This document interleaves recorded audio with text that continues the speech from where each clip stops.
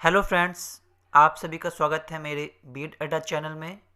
आज मैं आपको BBMKU के paper fourth assessment for learning, जो कि आपके सेकेंड सेमेस्टर के पेपर है, इसमें मैं आपको 2019 to 21 एंड 2022 के MCQ क्वेश्चंस करवाऊँगा।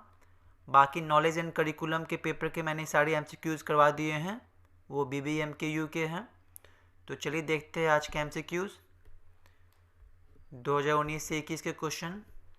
पहला है आपका, instrument used for measuring A sample A behaviour is. एक नमूना एक व्यवहार को मापने के लिए इस्तेमाल किया गया उपकरण है। तो इसका सही आंसर है आपका टेस्ट, परीक्षा। नेक्स्ट है आपका, evaluation that monitors learning progress is.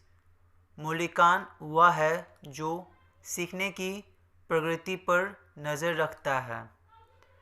तो इसका सही आंसर है फॉर्मेटिव इवैल्यूएशन, जिसे हम संरचनात्मक मूल्यांकन कहते हैं, जिसमें हम लोग लर्निंग प्रोसेस जो प्रोग्रेस में होता है उसको हम देखते हैं। समेटिव में जो होता है हम लोग एट द फाइनल रिजल्ट होता है, जो कि हम लोग देखते हैं। और डायग्नोस्टिक के लिए हम लोग कोई चीज़ डायग्नोस करना है, उसके लिए हम लोग ये करते हैं। तो आपका सही आंसर है सेकंड। नेक्स्ट है फीडबैक इज, प्रतिपुष्टि है। तो जो प्रतिपुष्टि है ये आपका वन वे प्रोसेस भी है, टू वे प्रोसेस भी है और मल्टी वे प्रोसेस भी है। तो इसका सही आंसर है ऑल ऑफ दिस, उपयुक्त सभी। नेक्स्ट क्वेश्चन है, the steps of construction of achievement test are. उपलब्धि परीक्षण के निर्माण का सोपान है। तो इसमें सही आंसर है आपका फर्स्ट आंसर, क्योंकि कोई भी अचीवमेंट टेस्ट को पहले हम लोग प्लान करते हैं, उसके बाद ड्राफ्ट करते हैं, ट्राई आउट करते हैं, फिर आइटम एनालाइज करते हैं और लास्ट स्टेप फाइनल ड्राफ्ट होता है। तो देखिए सब ऑप्शन में आपको फाइनल ड्राफ्ट लास्ट दिया हुआ है, बट आपका प्लानिंग टेस्ट है, ये सब मिक्स किया हुआ है। यहाँ से प्रीलिमिनरी ड्राफ्ट स्टार्ट हुआ तो प्लानिंग टेस्ट कहाँ गया, यहाँ डिज़ाइनिंग कर दिया, इसके पहले जितने भी आइटम्स थे वो सब मिस कर दिए हैं। तो इसका आपका सही आंसर है पहला। ठीक है, नेक्स्ट है आपका, स्टैटिस्टिक्स हेल्प इन। आंकड़े मदद करते हैं। तो आंकड़े किस चीज़ में मदद करते हैं? Education as it helps in collecting data. बिल्कुल करते हैं। स्टैटिस्टिक्स में हम लोग डेटा बनाते हैं, चाहे आपका मीन हो या कोई भी कोएफिशिएंट ऑफ कोरिलेशन हो या स्टैंडर्ड डेविएशन हो, इसमें हम लोग कलेक्टिंग डेटा जितने भी है उसको हम लोग सेट में रखते हैं। प्रेजेंटेशन एनालिसिस ऑफ डाटा, बिल्कुल हम लोग उसको प्रेजेंट करते हैं, एनालाइज करते हैं कि डेटा क्या है, देन हम लोग उस डेटा से इंटरप्रेट करते हैं, उसका व्याख्या करते हैं कि क्या है। तो इसमें से जितने भी ऑप्शन है ये सब सही है आपके स्टैटिस्टिक, जो कि आपको मदद करते हैं। नेक्स्ट है, examination is the source of measurement of difference. Examination जो आपका श्रोता है, किस चीज़ का? परीक्षा अंतरों का मापन का स्रोत क्या है? ठीक है, तो इसका आपका सही आंसर है आपका थर्ड, एटीट्यूड।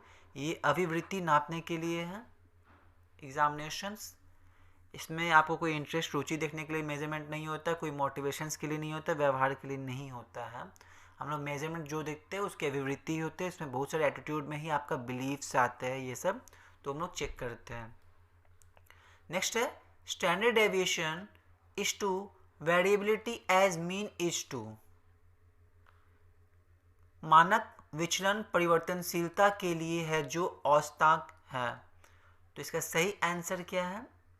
सेंट्रल टेंडेंसी, केंद्रीय प्रवृत्ति जो है, हम लोग स्टैंडर्ड डेविएशन से सेंट्रल टेंडेंसी करते हैं।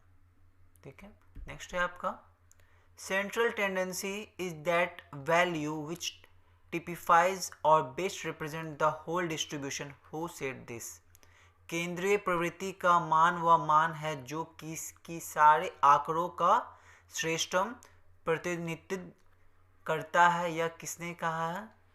तो ये किसने कहा है? ये रॉस ने कहा है। ठीक है, अगला है आपका, ए curve whose height is less than a normal height।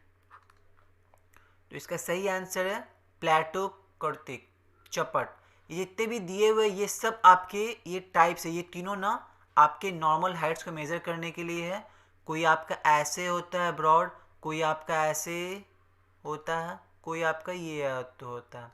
तो ये सब अलग अलग टाइप है, आपको पहले इसको टाइप पढ़ना पड़ेगा, समझ में आना होगा, तभी जाके आप ये क्वेश्चंस करते हो। तो ये तीनों टाइप है, आप एक बार देख लेने ग्राफ से, और उसके बाद देख लीजिए कौन सा नॉर्मल है, कौन मोर देन नॉर्मल है, कौन लेस देन नॉर्मल हाइट है। तो इसका आपका सही आंसर है फर्स्ट, प्लेटो, कर्तिक। ठीक है, नेक्स्ट है measurement in evaluation can be use to, मापन और मूल्यांकन उपयोग किया जाता है। तो किसके लिए? मोटिवेट स्टूडेंट्स, बिल्कुल किया जाता है। Help develop scope and sequence of teaching, बिल्कुल है। To know the learning effectiveness, कितना हुआ आपका, क्या गतिविधि हो रही है वो। तो इसका सही आंसर होगा आपका आंसर 4 होगा, ऑल ऑफ दिस, इनमें से सभी हो गए आपके। तो आपका 19-21 का क्वेश्चन समाप्त होता है। अब अगला सवाल आपका 20-22 से है। पहला सवाल है which is not the measure central tendency, कौन सा निम्नलिखित केंद्रीय प्रवृत्ति के मापन है। ठीक है, तो इसमें आपका नॉट पूछा है, ये ध्यान रखिए, नॉट पूछा है। तो क्वार्टाइल डेविएशन जो है ये आपका नहीं है सेंट्रल टेंडेंसी में, मीन मीडियन मोड ही आते हैं आपके। अगला सवाल है in determining the learning result in selecting the specific technique of evaluation following in is keeped in mind, अधिगम के परिणाम के निर्धारण में मूल्यांकन की तकनीकी विशेष के चयन में निम्नलिखित का ध्यान रखा जाता है।